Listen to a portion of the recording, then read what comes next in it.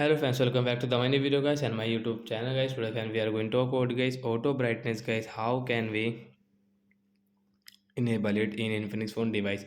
Friends, we want to enable guys Infinix phone guys auto brightness. So how can you enable guys Infinix phone auto brightness? Today friends, I will show you, I will tell you. And friends, now let's see how can we on and how can we use auto brightness in our Infinix phone device. So first of all guys, you will have to on guys your phone setting guys.